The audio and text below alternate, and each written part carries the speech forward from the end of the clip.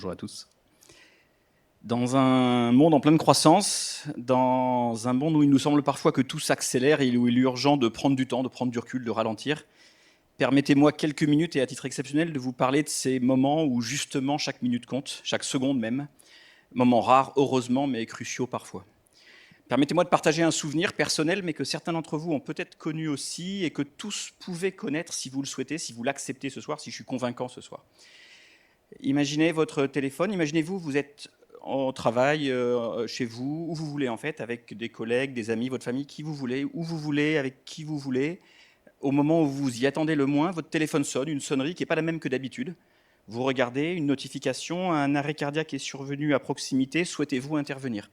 Une application que vous avez téléchargée quelque temps auparavant, vous avez accepté que les secours publics, les pompiers et le SAMU vous localisent en cas de besoin et voient si par hasard vous êtes à proximité d'une situation de détresse vitale pour vous solliciter.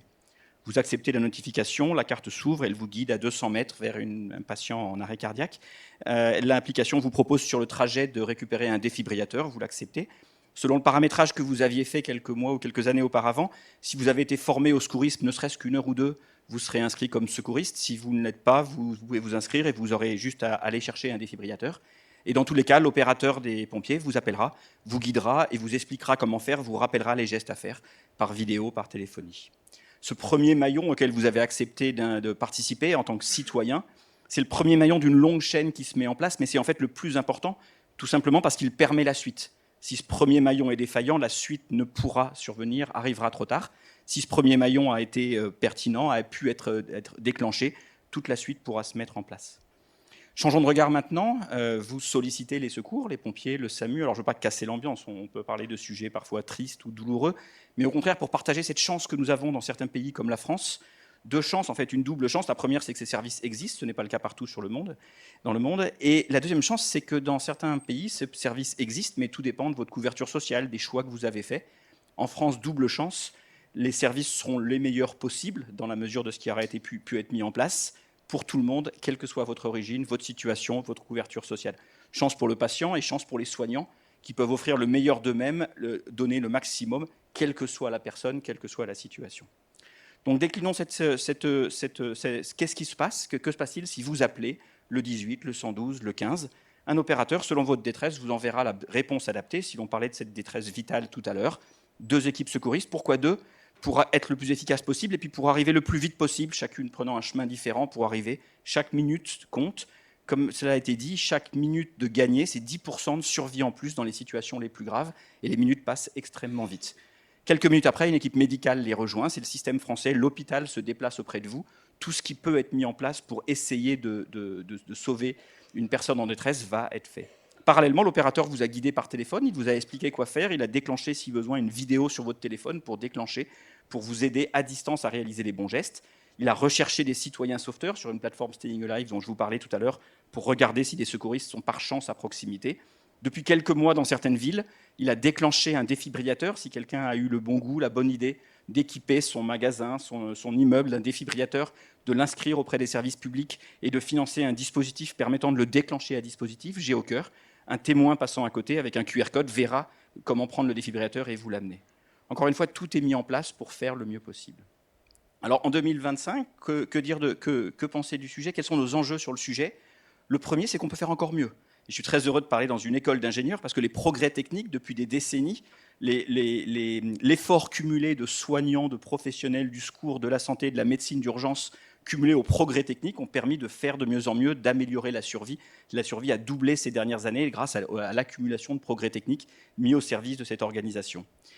Deuxième enjeu cependant, comment dans ce monde en pleine croissance, dans un monde où les sollicitations augmentent de manière vertigineuse autour de nous, nos services sont à l'interface entre une demande croissante de patients, de populations, de citoyens qui ne trouvent pas d'autres solutions, et d'une offre de soins qui est parfois en tension. Dans le service où je travaille, le nombre d'appels par jour est de plus de 4000, le nombre d'interventions par jour est plus de 1300, plus d'une par minute. Et donc l'enjeu dans cette flux qui augmente, c'est de ne pas perdre le sens des priorités, c'est d'identifier la situation pour laquelle chaque seconde compte au milieu d'un flux croissant de situations. Ce problème n'est pas spécifique, il est partagé dans la plupart des pays occidentaux. Il est multifactoriel, bien sûr, sociétal, économique, politique, climatique parfois. Les solutions sont complexes. Je voudrais en partager deux avec vous, ou du moins deux axes qui me paraissent intéressants à partager. Le premier, il est humain, bien sûr. L'humain, c'est le dévouement des professionnels de santé, le dévouement des techniciens, des ingénieurs qui tous ont contribué à progresser dans ce domaine. L'humain, c'est les bénévoles surtout, qui ont accepté de se former quelques heures au secourisme pour leurs proches. Ils rendront peut-être service à leurs proches, ils rendront peut-être service dans quelques années à un parfait inconnu dont ils ont croisé le chemin par chance. L'humain, ce sont ces réseaux de secouristes volontaires, d'associations agréées de sécurité civile, de pompiers volontaires, ces secouristes qui se sont inscrits sur cette plateforme dont je vous parlais tout à l'heure, Staying Alive, qui peut-être ne seront jamais sollicités, mais peut-être une fois, demain, dans 5 ans, dans 10 ans, dans 20 ans, sauveront la vie de quelqu'un qu'ils ne connaissaient pas en y passant quelques minutes parce qu'ils ont accepté de s'y préparer et de le faire éventuellement. L'humain, c'est aussi et surtout chaque citoyen qui prend soin de son entourage, de sa famille, de ses voisins et qui ne laisse pas personne vivre une situation d'urgence dans la solitude. Le deuxième aspect, il est technique, il est très complémentaire, c'est parce qu'il sera forcément au service de l'humain.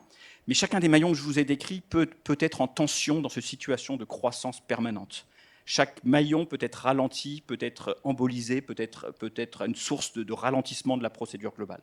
En revanche, la technique, tous les progrès, les techniques de demain permettront de fluidifier chaque maillon, permettront de simplifier chaque maillon, permettront surtout de fiabiliser chaque maillon dans une situation de sursollicitation. Les progrès actuels et de demain, c'est une meilleure géolocalisation, c'est une vidéo immédiate, c'est un accès immédiat des données d'un accident au service de secours, la cinétique de l'accident, la vitesse de la voiture, toutes ces données qui permettent de prioriser un appel. Les progrès de demain, et on y travaille, certains d'entre vous y travaillent ici, c'est d'identifier dans un flux d'appels, avant même de décrocher, quel est l'appel le plus urgent. Les mots prononcés, une ambiance, un niveau d'émotion, toutes ces choses qui vont permettre d'identifier l'appel pour lequel chaque seconde compte dans un flux de plusieurs centaines ou plusieurs milliers d'appels. Ce sont ensuite les technologies qui vont permettre de synthétiser, de résumer toutes les informations recueillies pour les mettre à disposition des décideurs à chaque niveau. Si chaque seconde compte, la perte de quelques secondes peut avoir un impact énorme, peut différer une décision urgente, peut être source d'erreur. La technologie, c'est dans certaines capitales européennes déjà la régulation des feux de circulation, de la circulation pour permettre à une ambulance d'arriver. Demain, et nous y travaillons déjà largement, ce sera le drone qui livre le défibrillateur.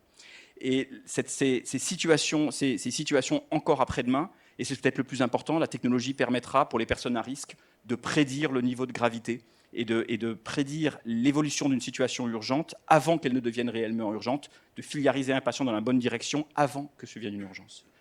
Au final, j'ai essayé de vous décrire l'organisation de nos systèmes lorsque chaque seconde compte, lorsque chaque minute compte, les forces, les potentielles fragilités, et ce qui permettra au contraire, dans ce monde en pleine croissance, de renforcer encore notre efficacité pour les situations les plus urgentes. 3 choses à mon sens à retenir, 3 choses que je suis heureux de partager avec vous. La force de l'humain, l'intérêt, la force du citoyen, la résilience de nos systèmes, si chaque citoyen accepte de donner quelques heures et peut-être un jour quelques minutes pour participer à l'efficacité globale, le lien social pour que personne ne soit en souffrance, en situation d'isolement, et puis tout ce que chacun d'entre vous, ingénieurs, futurs ingénieurs, pourrait apporter en technologie au service de ces organisations, avec comme responsabilité collective, soignants et ingénieurs, que ces technologies soient au service de tous, ne soient pas au service d'intérêts particuliers, mais au service de chaque urgence, chaque détresse, pour tous. Je vous remercie beaucoup.